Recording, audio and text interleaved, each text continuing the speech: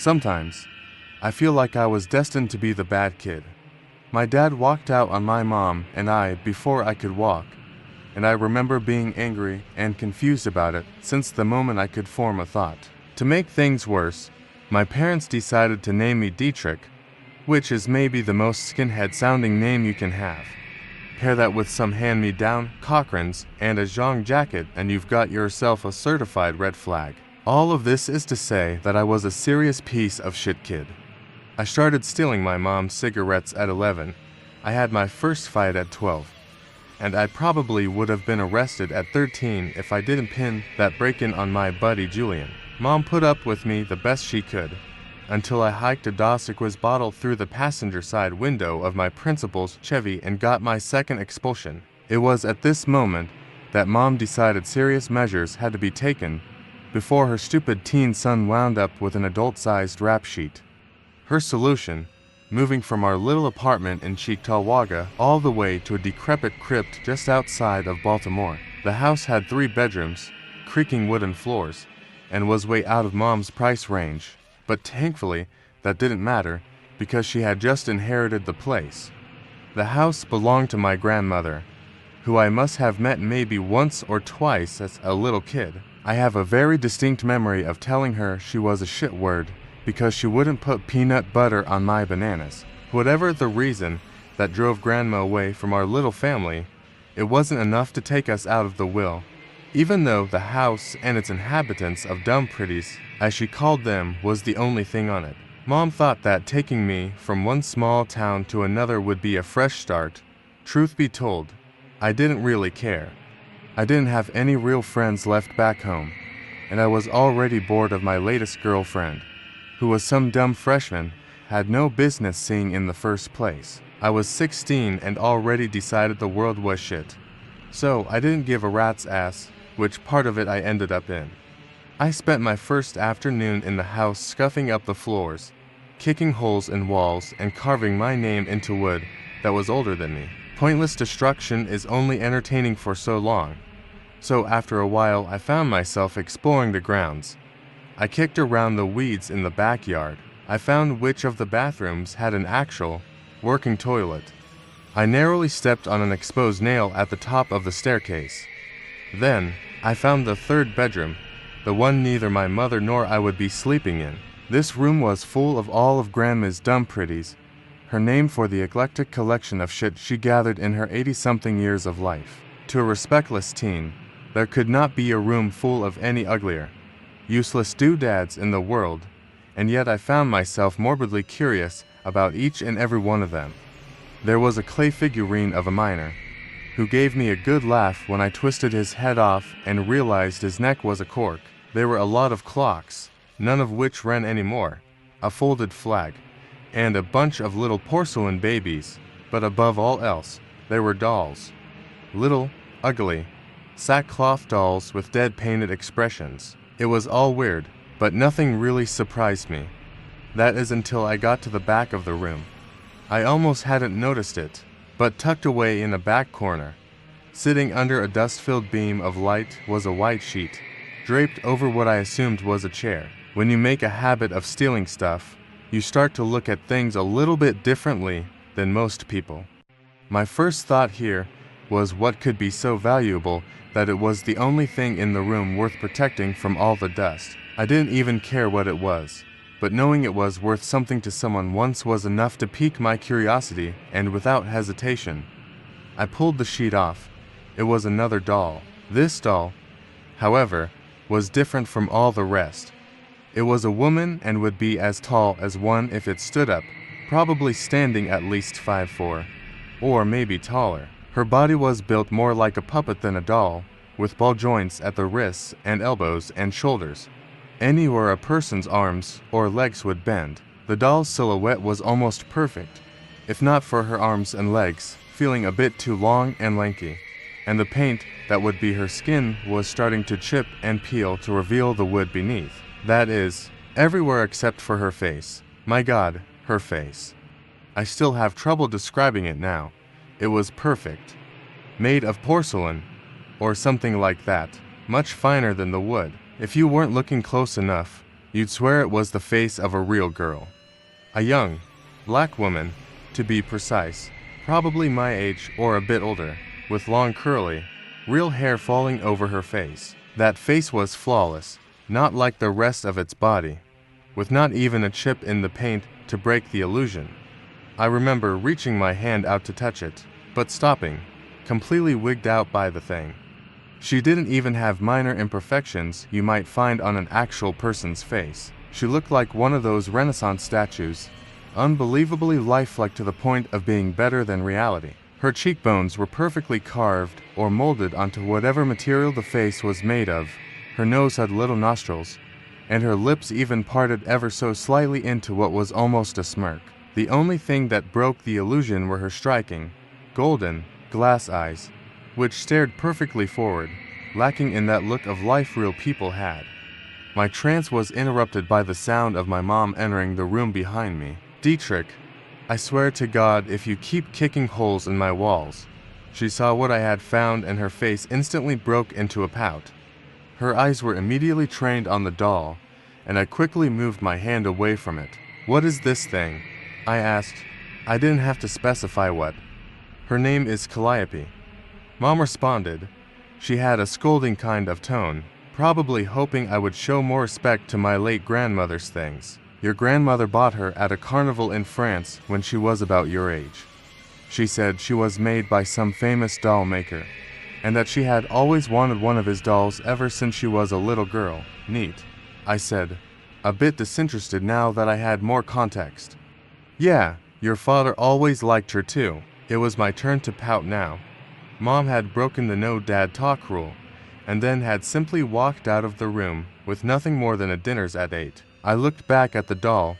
I was now convinced she was nothing more than just that, some fancy doll bought from a creepy doll maker in France, the homeland of creepy weirdos. My frown deepened a bit as I realized exactly what I was thinking. Did I actually believe she was more than that? It was almost a month later before I thought about Calliope again.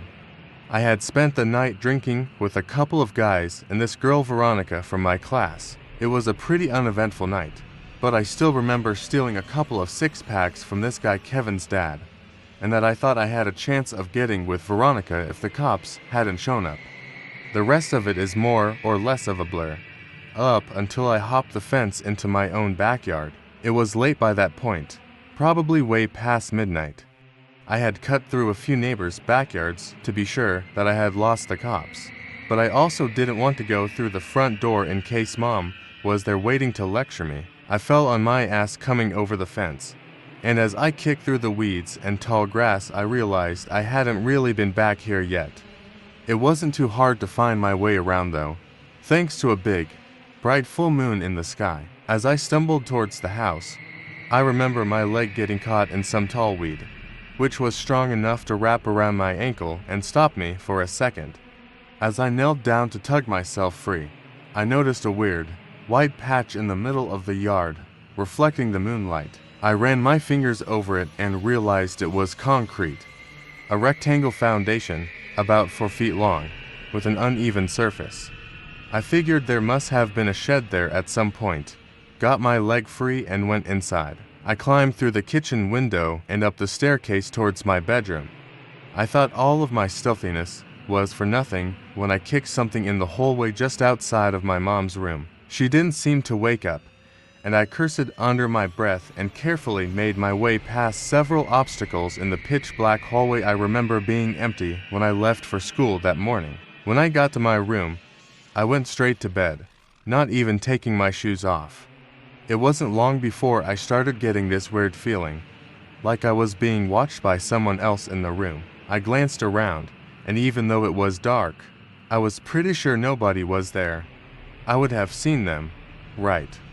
Some silhouette of a person, or I would have heard them breathing, or moving, or something. Still, I couldn't shake the feeling and found myself glancing at a corner of the room just by my dresser. Even when I fell asleep, I would wake up several more times in the night and look back over at that same spot, sure that someone was there watching me. The next morning I knew why when I saw Calliope slumped over in a chair in that very same corner of my room. I marched through the hallway, now tightly packed with boxes of Grandma's doodads, straight to Mom and asked her why that creepy fucking doll was in my room. She rolled her eyes. I need space in that bedroom for my home office, and it's sure as hell ain't going in my room or out in the living room to creep out guests. I didn't listen and dragged the doll out into the hallway before going right back to sleep. When I woke up later, she was back in my room, so I dragged her back out again. This cycle repeated for a few days until eventually I just had to live with the fact that I was always going to wake up to that doll staring at me. I sat there one morning, just staring into her cold, motionless eyes. They were so shiny and perfect, even after all this time, that I could see my own reflection in them. Grandma's weird-ass doll was becoming more than a creepy, unwanted presence in my life.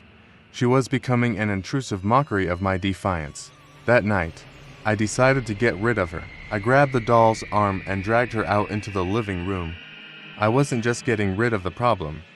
Now I was making a point to Mom, showing her why I wasn't to be fucked with. I laid the doll's head against the bricks of the fireplace and stomped my boot down on her jaw. Instantly, I felt strange, watching that perfect, lifelike face shatter like glass. My dramatic execution felt, for a moment, like it had a real victim, but then seeing the portions of her human face split into uneven pieces was like an uncanny reminder of just how good this inanimate thing was at mimicking life. I know now that in that moment, her little glass eye was staring back up at me. I left the shattered doll and went to sleep. When I woke up, she was back in her chair, as intact as the day I found her. I was quiet at breakfast that morning.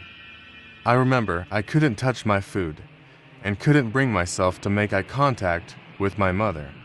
I didn't say a word when she said, "I'm glad you stopped being stubborn about that doll." I would have thought a boy your age would be thrilled to have a girl in his room. She laughed. I didn't tell her about Calliope. I never believed in the supernatural, but I immediately knew something was wrong with that doll. I'm not ashamed to admit that I was scared shitless, and I was afraid of what might happen if I went to my mom about the doll.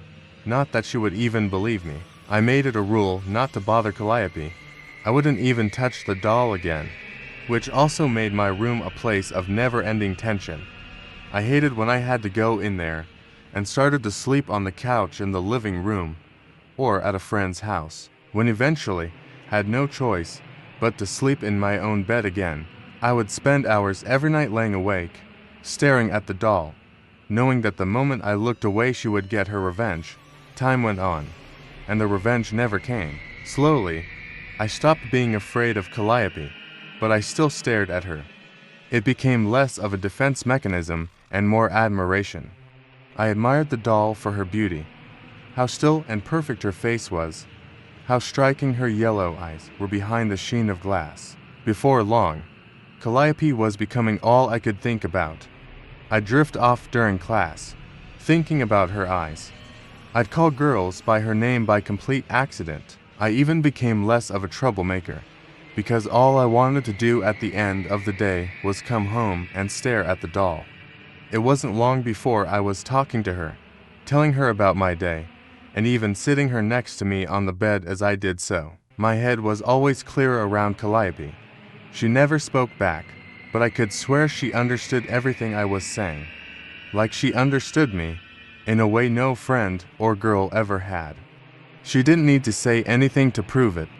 At the same time, I was starting to have nightmares. I dreamt about nails in the floorboards. I dreamt visions of my staircase, growing longer and steeper and darker as I stared at it. I dreamt about a malevolent, faceless being pressing its ear up against my door, a shadow in the backyard beneath the moonlight, and a woman standing at the top of a staircase, staring down at me. The dreams were always obscure, with an ominous feeling about the unclear images I saw in them. This didn't stop me from waking up in a panic, sweat on my forehead and clutching my chest like I might have a heart attack right then and there. Then, I'd look over at Calliope, and everything would be okay. The panic would stop, I'd catch my breath, and I'd be able to fall back asleep knowing that she was watching me sleep. It didn't get by me that my closeness to Calliope was making Mom uncomfortable. Occasionally, she would hear me talking through the door and come in expecting to see a friend or a girl, and instead see Calliope, laying limp as ever in her chair. She always looked at the doll with fear, kind of like I looked at her before Calliope and I had started to get along. The look would only get worse when she glanced back at me, the kind of look I'm sure plenty of people get from their families before being locked up in an asylum or something. It's probably for this reason that Mom sent me to live with my great-uncle. Just under a year, we had moved into the new house. She gave plenty of reasons. Great-uncle Abel was coming down with Alzheimer's and needed someone to take care of him. I was hanging out with the wrong crowd, which was why we left New York State in the first place. She even let her true colors show a bit the night before I left, snapping "You're too damn old to be talking to dolls," before hiding her head in her hands and quietly sobbing at the dinner table. I didn't fight it. I had no reason to stay, though I kept thinking to myself what a shame it would be to leave Calliope behind. One spent a few years with Uncle Abel, and for the most part, they were uneventful. Abel's Alzheimer's was more or less easy to deal with, at least for a while, and by this point, I had more or less calmed down. Calliope did that to me, and even though she wasn't here, I could remember her calming presence whenever I found myself getting angry. I found myself missing her, the way someone might miss an old friend with whom they left things unsaid. It was weird, I knew it, but I knew that Calliope was more than just a doll, so it didn't bother me. In the autumn, I'd look up at the golden moon at Smile. It reminded me so much of her eyes. At some point, Uncle Abel asked me if I had any girls in my life. Without thinking, I blurted out Calliope's name. "Calliope," Abel repeated, and I was immediately embarrassed. I shook my head and was going to explain it away when he said something that caught me by surprise. I thought she wasn't around anymore. Eventually, Uncle Abel's Alzheimer's became too much for me to handle on my own, and we had to move him into a home. I was 18, didn't have a job, and had no real choice but to move back in with my mom. Mom and I hadn't kept up much since I left, but nothing could have prepared me for what I saw when I came back home. The house was dirty and uncared for, even more than when we had first moved in. Mom had developed a drinking problem while I was gone, the evidence of which was littered all around the house. It was a conscious sort of mess, with empty bottles stacked neatly in corners or on countertops, cared for just enough not to leave them lying about, but not enough to throw them in the garbage. Despite this, or maybe because of it, Mom seemed really happy to have me back. She hugged me tight at the door and welcomed me home. She asked if I wanted anything to eat, despite the fact that the kitchen end was clearly in no shape to cook anything in. "No thanks," I said. "I just want to go to bed." I was half lying, and she could tell. She told me the hallway was kind of a mess. If I didn't want to deal with cleaning it up, I could just sleep on the couch, or on her bed, even, and she'd sleep in the living room. I told her to stop being ridiculous and broke away from her hug, despite her clear reluctance to let go. I climbed up the stairs, very nearly stepping on an exposed nail at the top step, and turned down the hall to my room. It was packed with boxes, clothes, rolled up carpet, and even furniture. It looked less like the lazy storage solution Mom would have me believe it to be, and more like a barricade. I picked through the stuff easily and approached the door to my old bedroom, only to find myself frozen in place. My hand on the doorknob trembled. I found myself wondering, what if she wasn't in there? What if she was? Which would be worse? I felt riddled with anxiety, thinking of all the things I would have to say and how I would say them. I was worried that Calliope wouldn't understand, wouldn't forgive me. I felt like she would ask where I was all those years, and I wouldn't know how to answer. I swallowed my nerve and opened the door, and there she was, sitting in the corner like she always had, motionless, without a sound. Perfect in her stillness, I sat on the bed across from her and held her hand. It was the same painted wood it always had been, but to me, it felt warm, familiar. Calliope was still here, and I was back, and there was nothing that needed to be explained. We were back together, and that was all that mattered. The nightmares started again that night. Nails in the floor. Something dark, something terrible trying to get into my room. A girl, in the backyard, staring up at my window, illuminated by the amber moonlight. The next year or so was rough. Mom and I would break into constant arguments, with almost anything triggering a shouting match. I was tracking mud in the house. I was staying up too late. I was apparently stealing her booze right out from under her nose. Anything would start the argument, but I felt deep down it was always related to the same thing. Calliope. She seemed to hate her, and it drove her crazy how close we were. It became clear to me that the 2 years Mom had spent alone in the house with the doll had taken their toll. She wasn't the same person I grew up with. She was always angry, or paranoid, and I would often come home to see her sobbing at the kitchen table. She lost her job, was behind on the mortgage, and almost never allowed herself upstairs. I often wondered what sweet Calliope could be doing to make her so upset. I started to question if the scratches in the furniture and the broken objects littered around the house were my mom's doing after all. I remember needing to get out one night. I ended up going to a party, invited by the friends I made when I was still in school. It was a pretty mediocre get-together, but exactly the break from Mom's manic crazy that I needed. Veronica was there, and to my surprise, still into me. I chatted her up, and when she flirted with me, I flirted back, but the whole time my mind was on Calliope. After a haze of drinks, I was back in my bedroom, and I was so sure I brought Veronica there. I was staring at my feet at the edge of the bed, and was going to turn around and tell her that I just couldn't get it up, when to my surprise, I was met with the sight of amber eyes. It was Calliope, laid out on my bed.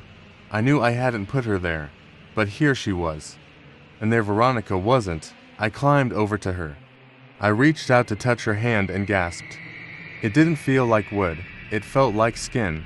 The most perfect, soft, womanly skin I had ever felt. As I looked up her arm, I could see that it was free of the blemishes and chipped paint from before. It was as if a real woman was in my bed, only motionless, and yet I still felt her inviting me forward, asking me to continue without a voice. I looked into Calliope's eyes and she looked back. I cupped her cheek and kissed her, and her lips were the most perfect lips I have ever felt. I knew in that moment what I had felt for so long. I was in love with Calliope, and I didn't care how strange it felt.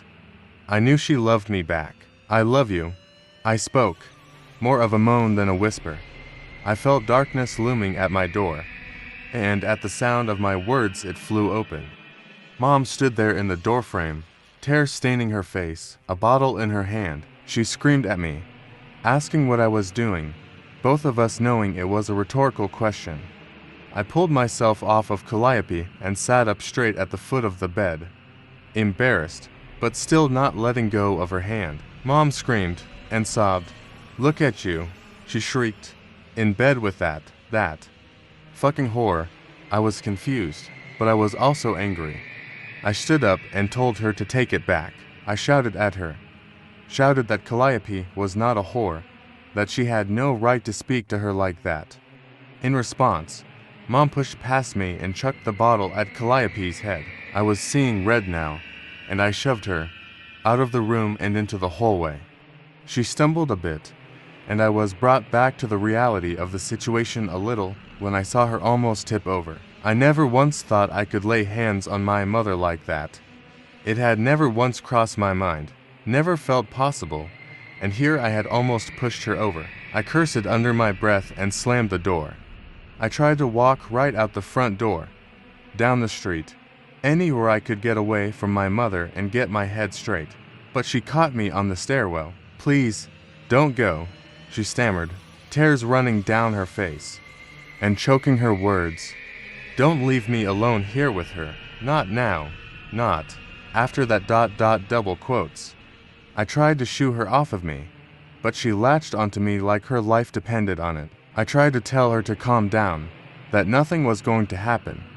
I said I needed to go, but she just kept shaking her head, sobbing, screaming that she was going to kill her. I shouted at her that it was just one of Grandma's dolls, and nothing else, something I didn't even believe.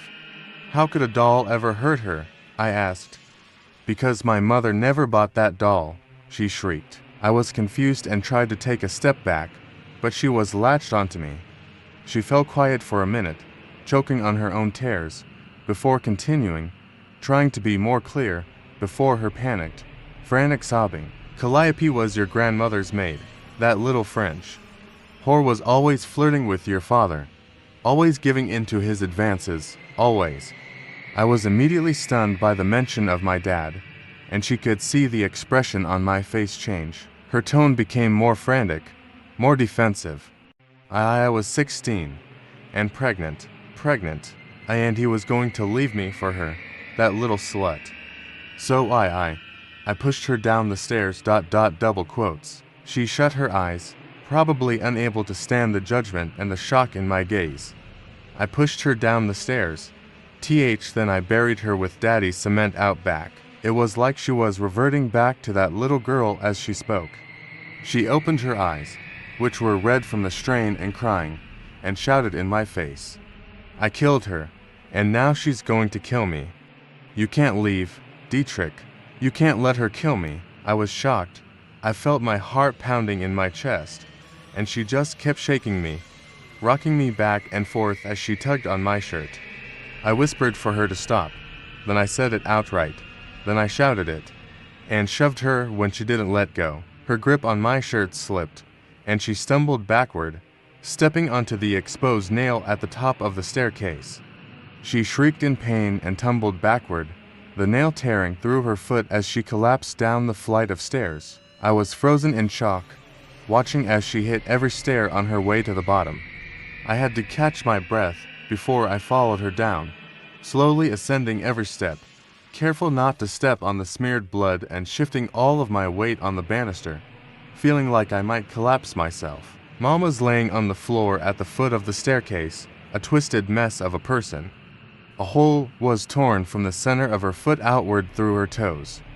Her neck was crooked, bone jutting out where it bent at an impossible angle. Her right arm was beneath her body, her left one bent backward, and her legs folded. She lay there still, looking like a discarded doll, and if not for her wheezing could have well played the part. Please, she whined, staring up at me through the tears and blood in her eyes. Dietrich, please, Dietrich, please, double quotes. I clutched my mouth. I was staring at my mother, broken in a way no boy should ever have to see a parent. I was also looking at a murderer, a killer who had just confessed to ending an innocent life out of jealousy. Not just any life, either. My Calliope, who had once lived, only to be robbed from life too early by the woman on the floor in front of me. Dieter. Please. I looked back and saw Calliope. She was sitting at the top of the staircase, her head leaning against the banister. I looked at her amber eyes, and for once swore I could see something in them, real emotion, delight. One look in her eyes and I knew what I had to do. I looked back down at the crippled creature on the floor below me.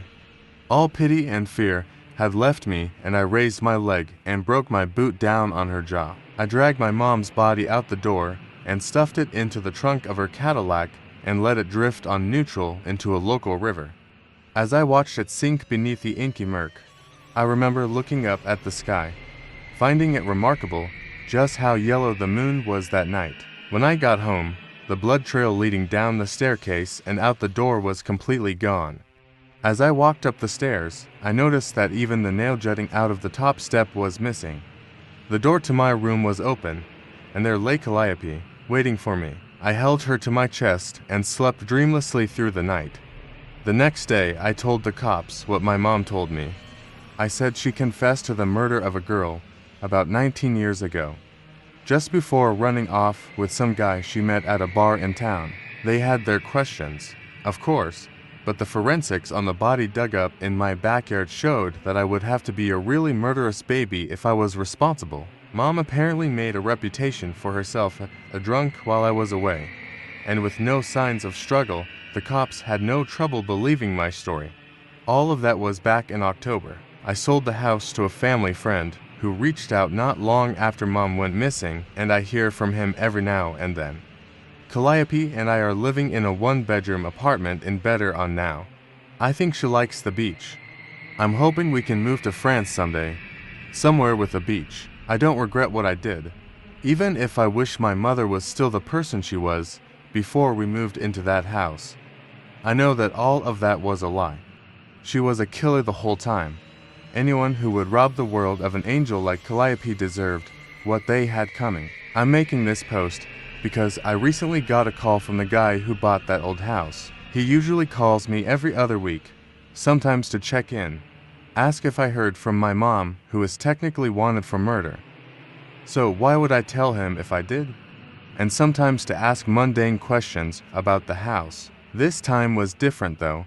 After his usual small talk, he asked me about the doll I left among my mom's stuff. You know, the one that kind of looks like her, except for the yellow eyes. I'm leaving now, before Mom's doll can get me like Calliope fought her. I'm never setting foot in that house again, and I hope when I'm gone this post can maybe clear things up a bit. I'm not scared though, cautious, sure, but I have Calliope here to protect me. We're together now, and nothing is going to tear us apart. As I'm writing this, though, I keep glancing out my window. I can't help but feel anxious about how unseasonably yellow the moon is tonight.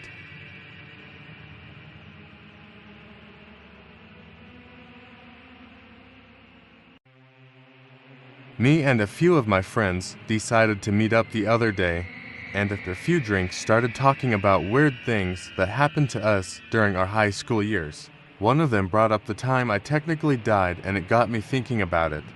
So I decided to write down what happened and share it with you guys. I believe it was my junior year that it happened. The exact day is still kind of fuzzy to me. I played football since I was in 4th grade, and it was a no-brainer that I would do it in high school. I wasn't any Tom Brady, but I'll say I was a pretty good center. I remember it was a night game because the stadium lights were on and our running backs were complaining that they couldn't see the ball because of the glare from them. You know that feeling you get when you did something you weren't supposed to do, like when you lie to your parents or break something and try to hide it. That's what I felt like the entire day before the game. Something felt wrong. Even minutes before the game, while the usual music played in the stadium speakers, it still felt wrong. It was near the end of the 4th quarter. The play was called in the huddle. We lined up, ball snapped and nothing. Everything was dark. I could hear talking and some screaming, but eventually it faded out. I felt like I couldn't move, kinda like how sleep paralysis works. Eventually, the darkness I saw slowly disappeared and my body started to escape its paralyzed state. When I could fully see again, I noticed I wasn't on the field anymore. In fact, I had no idea where I was or how I had gotten there. My brain was racing, trying to figure out what happened. I eventually settled on the obvious answer. I was hit too hard, got a concussion, and then was rushed to the hospital. That's what I thought. I was just in a hospital. But even then, it didn't make sense. The room I was in was too dark. There was no medical equipment or even a bed in there with me. I was just laying on the floor. The only thing that pointed towards a hospital was my clothes were replaced with what seemed like a gown. Soon my brain started to conceptualize a new answer. It's funny how the human brain will do everything in its power to make you feel as if all that's happening has an explanation for it. While my brain was working on that, my body decided it was time to start seeing where I was. I slowly got up off the floor and headed towards what seemed like an exit. As I walked, I took notice of everything around me. The walls of the room seemed to be covered in a strange ash-like substance. They also had a heated feel to them, not burning, but still hot enough that if held long enough it would leave a mark. The floor seemed to be the same material as the wall, also coated in that ashy layer. The room soon began to turn into a hall. It never seemed to end. I'm pretty sure I walked for hours on end down it. My gown was covered in ash and scuffs soon enough.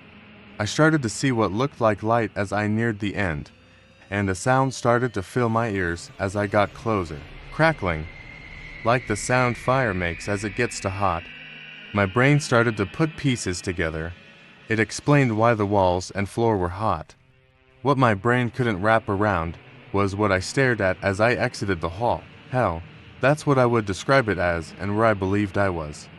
The sky, if you could call it that, was nothing but smoke and slight rays of orange peeking through. Mountains higher than any I have ever seen painted the backdrop of this nightmarish picture. Creatures of unexplainable nature covered the ground and sky. They all looked like they were in pain. Then I heard the screams. I had been captivated by the almost endless horror. I saw that I never heard the screaming. There were billions and billions of people here with me.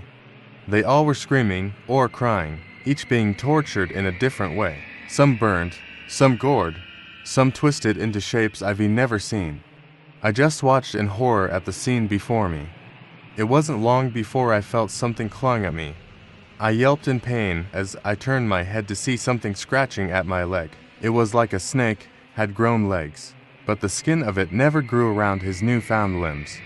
I kicked it away before someone grabbed my arm. My eyes worked up the exposed muscles of the arm, soon meeting the eyes of its owner. He was almost beautiful, a black-eyed man with bronze-like skin. He held my arm, almost to tell me not to fight it. His body was covered in ashes and what looked like whip marks. He spoke, but I couldn't understand him. I wasn't sure what language it was, or if it even was a language. He pulled my arm and begrudgingly I followed, the snake still scratching at my legs. He took me down a long stairway, making sure I could see every kind of torture being applied to the people around me. Boiling, grinding, crushing, gouging. It made me sick, but I could puke. It was like my ability to was taken away. We continued to walk. We crossed herds of creatures as they seemed to eat and mutilate multiple people. I watched as they ripped them open and ate, yet the people never died. They just laid there and accepted they knew life. My brain couldn't wrap around what was happening anymore. It started to just say I was dreaming. It was all a dream and I was still concussed. But it all felt too real. The heat, the scratching, the man's hand gripping my arm. I could feel it all. It felt like days had gone by since I woke up in that room. As we walked past the mountains I saw earlier, I noticed they were made entirely of bones. Some human, some not. I stared up to the sky as I watched winged creatures fly through the smoke clouds. Occasionally, they blocked out the orange rays as they circled overhead. We walked more and more. The snake had stopped scratching, but only 'cause it had reached the bone of my legs. I felt it all but couldn't yell or cry from the pain of it. I just watched as the muscles and nerves of my calves moved with each step I made. The man suddenly stopped. He turned to look at me and pointed towards a pit. We walked towards, and as I looked down, I finally could feel something in me drop. At the bottom was thousands of people. They were pushed together in the tight hole, some crawling on top of others trying to get free. I watched in horror as the man pointed towards holes lining the walls of the pit. Thick, hot, red liquid pumped out of the holes. It covered the people and filled the pit. I watched as some swam to the top and cried, other being pushed down deeper into the liquid. Eventually the pit drained and the people went back to fighting and screaming. I slowly moved away from the pit side as the man looked at me. He spoke again and pointed at the pit. I didn't understand him, but I knew what he wanted. Get in, that's what it was. This was to be my new home. I just started to pull at my arm, trying to get free. He pulled me closer and I started to pull more. He stared at me and let go.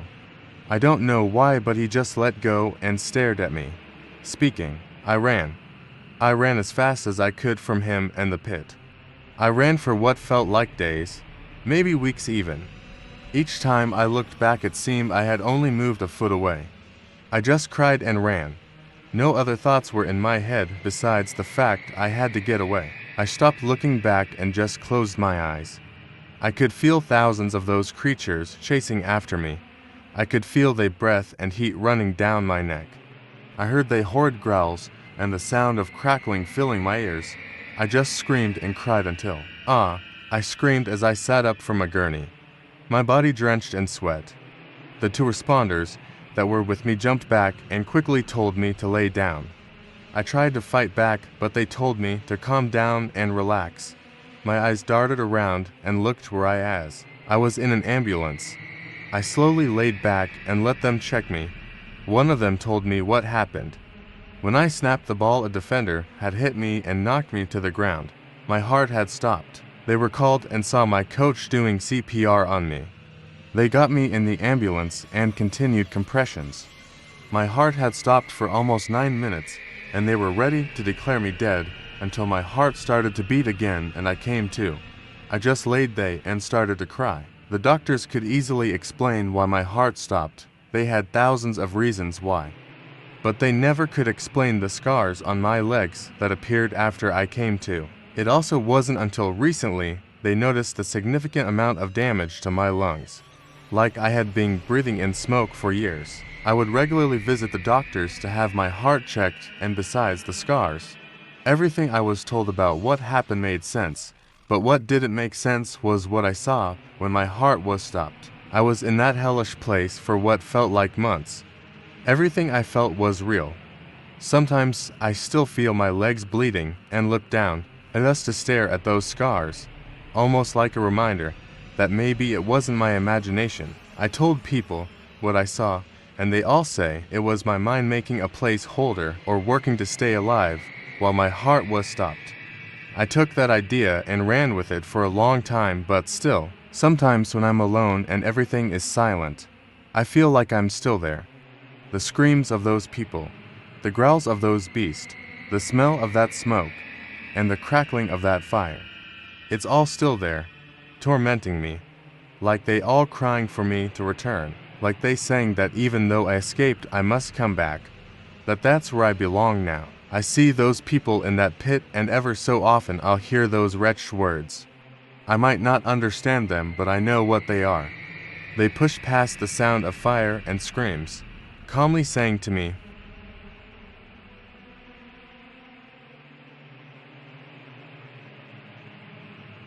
I don't know how much time I have left, but I feel I need to get this out. Someone needs to understand my mistake. My name is Jean-Paul Allard. I am 87 years old, and I am going to die. I wouldn't fault anyone if they assumed it was simply age that was catching up with me. But no, most people would never assume I was over 50 when they saw me. Some would say I've lived a good life, and that is the reason for my youth, but I know differently. I know it has to do with them, with those creatures I created all those years ago, the ones that hunt me now. As a child, I spent much of my life around death and dying. I was a child when the Germans came with their monsters and overtook us. I watched family and friends die at their hands as they resisted until their last breath. I ran supplies for the French resistance until the end of the Second Great War, and when it was finally over, my family devoted themselves to trying to return beauty to our beloved France. They were artists, my mother and father. They could see beauty in even the most mundane of things, but all I ever saw was horror. I was young when my home was ravaged, and it left an impression on me that carried over into my adult years. Where my parents could create peace and serenity, I could only make chaos and pain. I did my best to take after them, to see the beauty in all things, but I was raised in a dark time, and I witnessed nothing but darkness for too long. So, my work reflected that darkness that I had seen in everything. My parents would still compliment my work, saying they could feel the pain and the hurt being conveyed through my pieces. I told them I wanted to see beauty, and they would reply, there is beauty in pain. Jean-Paul, just remember, not all beauty is found in the serene. I continued my artistic pursuits, and at one point found myself invited to share my pieces at a gallery in New York City. My parents couldn't be prouder. Still, the sorrow and pain I felt remained a predominant part of my life. The horrors of what happened to my people, and the darkness in the years that followed remained a prominent feature in my formative years, and when I made it to New York, I only discovered new forms of this shadow. The gallery show was a huge success, and I made a decent little stipend. The owner of the gallery, a man with piercing blue eyes by the name of Luciano, informed me that he wanted to see more of my work and he wanted to commission a few specialty sculptures. to which I gladly agreed. After all, how many could say they made their living as an artist in New York City? Things were going quite well for me, and the shadow was starting to lift. My work took on a brighter tone, and those who had come to enjoy my work were not pleased. They enjoyed that darkness, reveled in the evil I showed them, and I couldn't journey back into the dark. When Luciano inquired about the sudden change in my work, I told him honestly that I had spent a long time seeing nothing but pain and darkness in the world, and now that things were starting to change for the better, I didn't see that dark side of humanity any longer. He told me not to worry about it, that my current work was wonderful, and that I should be proud. There was something about the way he said it though, like he was trying to smile through gritted teeth. I'm certain he was displeased that I wasn't making him the same money that I had been, but for the first time, I could see the beauty my mother and father created. Then I was attacked. I don't know if Luciano had hired the men or not, but one night as I left the studio, a group of men jumped me in an alley. They beat me within an inch of my life, spewing insults as they assaulted me. I was left lying in an alley, several of my ribs most certainly broken. Just like that, the bucket of sunshine that I had started to fill was kicked over and I was left in the dark again. They came to me in a sort of fever dream. I was recovering in hospital from the beating I had endured, and at some point, I had come down with an infection. I lay in the bed, sweat soaking the pillow when the shadows first took form. They offered me a chance to recover. All they wanted in return was to come to this world, to be given forms by someone who had been touched by horror. I was sick, presumably dying. I shouted that I would do whatever I was asked. I swore I'd create bodies befitting the nightmares they were if they just kept death at bay. The next day, I was fine. My injuries had miraculously fully healed, and my fever disappeared. I was kept for observation for a few days, but soon I was back on the street and I had a project to create. I had promised these shadows a body, and for some reason, I believed I owed them. The first draft was terrible. I used stone to try and sculpt my vision of the things I had seen, and I hated it. Every night I dreamt of them, their forms souring my every thought. It was like they wouldn't let me forget them. For the second draft, I used an old weaving technique my grandmother had taught me when I was a child, collecting plant sticks and weaving them together to form an intricate body and arms. I liked this more than the stone. It created the image that plagued my mind more clearly. Something was still missing, though. I couldn't quite place it, but I knew I wouldn't be able to truly bring this sculpture to life without it. The inspiration was found one night after Luciano had visited me. As we were talking, he shooed away a stray black cat, and something in my mind clicked. I realized now that I should never have spilled more blood to create this monster, but it plagued me. One pelt was not enough, and I found myself hunting the dark furred strays nightly for nearly a month to collect enough to create what I wanted. I used their bones and claws to create the creature's hind legs, and soon enough the first shadow was near completion. I just needed to create its face. I should have stopped. I should have realized the dark path I was walking, but all I've ever known was pain and horror. To me, this was nothing new. It was simply a unique artistic process that I was using to create something wonderful. I should have stopped. I agonized over the perfect face for the creature, eventually purchasing a collection of variously sized taxidermy eyes in an attempt to find the perfect pair. Nothing spoke to me, and the image in my mind never showed its face, so I could no longer rely on it. Help me, I remember saying to the unfinished, faceless thing. Help me find your face ... please. I passed out after hours of fruitless labor, drifting back into a sea of despair as the muses abandoned me once more. When I woke, I was surprised. There was a small collection of what looked like folded leather sitting next to my desk, alongside a pair of eyes and what looked like an entire bowl full of teeth. As I held up the leather, I marveled at how supple it was, and the tone ... it seemed almost human. It was perfect. I stretched the leather over the shape of the creature's head and collected the eyes. They were unique as well, large and bloodshot blue eyes, The plastic even seemed to have some sort of coating on them to give them a better shine. I put them in place, not bothering to give the creature eyelids. It would want to see the world perfectly after all. When I started adding teeth, I just used the entirety of the bowl, realizing too late that there were far too many on this grinning abomination's face. Why give you lips? Eh? You are beautiful the way you are. No, I murmured, adding the last few molars to the entity. When I finished, I leaned back and eyed the abomination I had created. It stood at around 4 feet tall, squatting on cat-like legs with humanoid hands. Its whole body was covered in black fur save for the bald head. There was no nose, and it stared at me with those bloodshot eyes and an unsettling grin. You are magnificent ... I murmured, nearly fainting. I created 4 of those monsters in total. Each time it would become easier. The necessary pieces just ... showing up as I slept. I never showed these grinning creations to anyone. They didn't need to see them. They were mine. My own creations.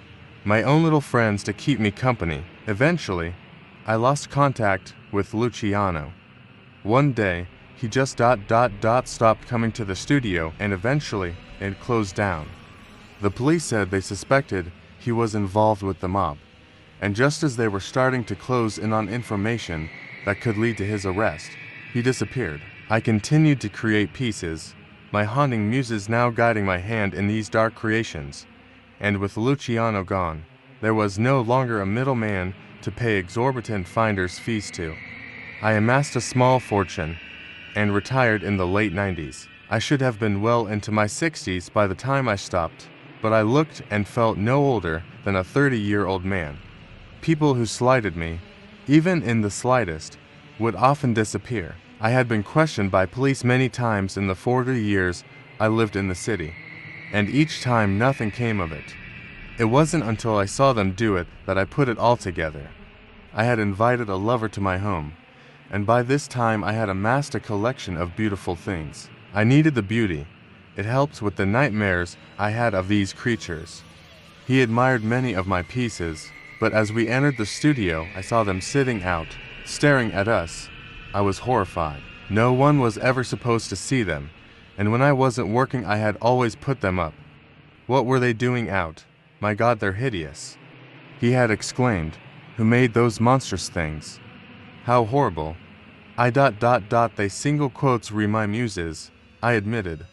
Sullenly, muses, those things, they're abominations. You really should burn them. I quickly escorted him from the room as he continued to berate them, shaking my head and ensuring they were really amazing. I wanted him to praise them and love them as I had, but the way he spoke of them made me feel nothing but shame. I glanced over my shoulder, and I could swear they were staring at us. We spent the night together and fell asleep in each other's arms, but when I woke he was not with me. At first, I tacked it up to him not wanting to disturb me and leaving in the morning, but then I wandered into the study. There, in the middle of the floor, surrounded by those ... things I had made, was the body of the man I had brought home. He was covered in cuts and scratches. His nose looked like it had been bitten clean off, but he was still breathing. I could just make out the shallow heaving of his ravaged chest. I shouted, horror in my voice. One of the things turned and looked at me. I felt my stomach climb into my throat as it raised a single, gnarled finger to its lipless grin. I screamed, horrified. I ran as fast as my feet could carry me out of that house, and I kept running. I couldn't go to the police. What would I tell them? My sculptures have been killing people. I'm certain that would go over wonderfully. No, I had to do something about them. I had to stop them. I must have been 3 blocks away from the house when I finally collected myself enough to go back. When I returned, I marched straight into the study, only to find the body gone and any sign of the attack gone with it. I stomped over to the cabinet, I kept them in and flung it open. They were sitting there, lifeless, but still staring at me. All this time ... double quotes, I murmured. All this time you've been taking lives. None of the sculptures moved or acknowledged me. I collected one of them and hauled it into the backyard. I coated the thing in lighter fluid from the charcoal grill and set fire to it. I stared at the thing as it burned, yet it continued to do nothing, like it was mocking me. So, I burned the rest of them that same night. None of them ever reacted to my actions, pretending that I didn't see what I had seen that morning. When the last of them was a charred pile of ashes, I breathed a sigh of relief. I was free. That night my dreams were filled with those creatures. Visions of them slaughtering countless people and just wandering back into the cupboard at night and pretending like they did nothing. I couldn't get the sight of the one who silenced me out of my head. I was awakened by a crash in my study. I shot up and looked at my door. Had someone broken in? Slowly, I pulled myself out of bed and grabbed the bat I kept nearby for such occasions. Quietly, I crept, not wanting to startle the intruder. But when I arrived in the study, there was no man to be found.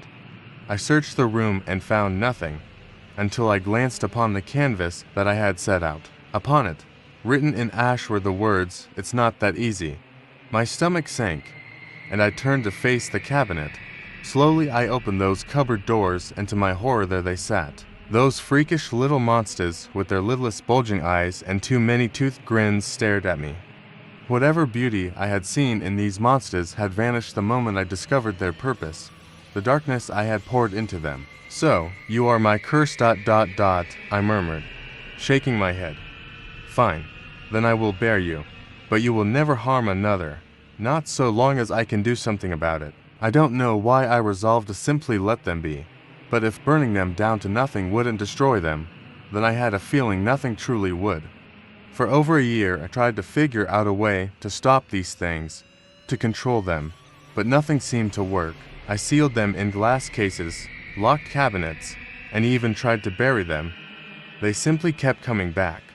Eventually, I built a room in my basement, a sort of twisted display case that I kept them locked away in. Their bulging gaze always haunted me. Every time I journeyed down there, I could feel them watching me, a malice building in their stares. So I wrapped their eyes in gauze. I sealed them in a room all their own and blinded them ... and it seemed to work. For 10 long years, I didn't feel their hate. For 10 years, I left them in the dark and alone.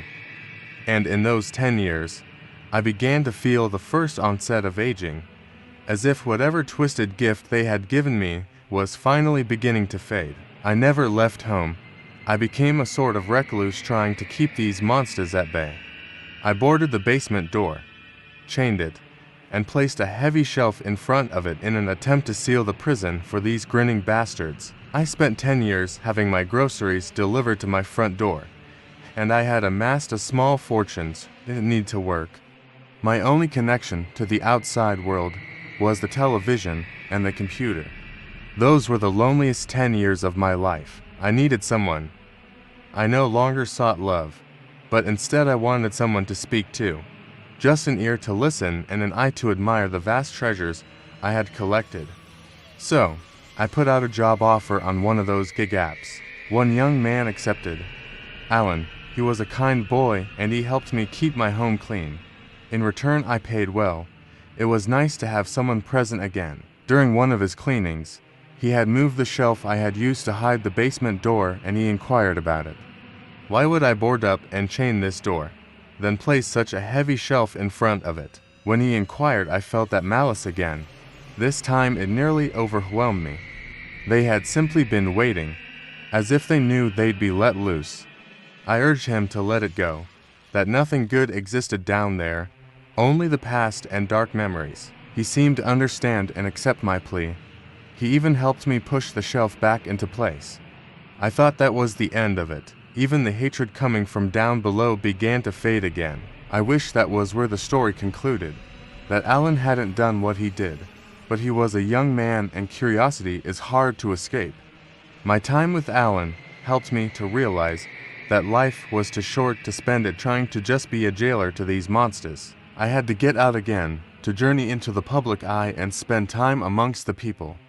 I spent the day shopping and even purchased a new car. Then I chose to go to a nearby gallery opening.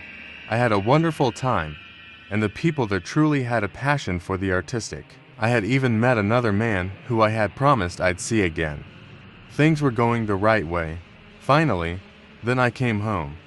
When I entered, I was overcome by the wave of hate that permeated throughout my home, and I soon saw why. The basement had been unsealed, the chains broken, the boards torn away, and the shelf moved. I rushed down the stairs and found Alan staring at them. He had removed the gauze from their eyes, and there was nothing but curiosity in his gaze. But it soon turned to regret and guilt as he saw me. "Oh, Mr. Allard, I'm so sorry. I only shook my head and offered a calm smile. I understand, my boy. Were I your age, my curiosity likely would have gotten the better of me, too. These things ... I murmured, turning to face them. These ... griners. They are a memory I wish to forget. So I sealed them away. I could feel their hateful gaze on me, but I continued to speak as though they were just pieces of art. You should leave, Alan." I glanced at him as he grabbed his collection of tools and ran back up the stairs. My eyes drifted back to the fiends I had made. "I can't escape you, can I? It's not that easy." Smiled grimly and turned to leave. I knew their eyes were still on me, and it no longer mattered. That night, I was awakened by a soft tapping at my window. It was strange. I slept on the second story of my house, and there were no trees outside. So, when I went to the window, I half expected the man I had met at the gallery tossing pebbles to wake me. Call it hopeless romanticism, or just pure naivety. But when all you have for 10 years are stories to read and watch, you begin to fantasize about those sorts of things. I tossed my curtains to the side and nearly fell backward. There, clinging to the glass and lightly tapping against it, was one of those griners. When we locked eyes, it raised a single clawed finger to its lipless mouth as it had done so long ago. This time, though, it breathed onto my window and scratched a single word into the fog. "Alan." My eyes widened. I rushed over to my phone and called him immediately. It was the middle of the night. I don't know what I expected. "Hello," came the bleary answer, sleep still clinging to the voice as it desperately tried to pull him back down. "Alan. Alan, please listen to me. They are coming for you. You need to leave. To run. Do not stop until you are far from here." "Mr. Allard, what are you?" There was a crash from somewhere on his side of the line. "Hello," I heard him call through the receiver. I didn't know if I was too late, but then I turned to look at the window again. The grinning fiend was still there, but the fogged word had changed. "You." I wasted no time. I gathered a few things and ran from that house. I ran to my new car. I drove for what must have been hours. I must have tried to get a hold of Alan at least 10 times during that drive, but there was never an answer. I don't know if they managed to take him, but I know they're coming for me. Every night since that fateful evening, I've heard a soft tapping at whatever window or door is nearby. I know they're just playing with me. I know they're waiting for the right chance. But that's not my worrying anymore. I know that someday soon they will take me. But then ... then what? They've been my charge for over half a century. Will they find someone new? Or are they simply free to do as they please now? Whatever the case ... I am sorry.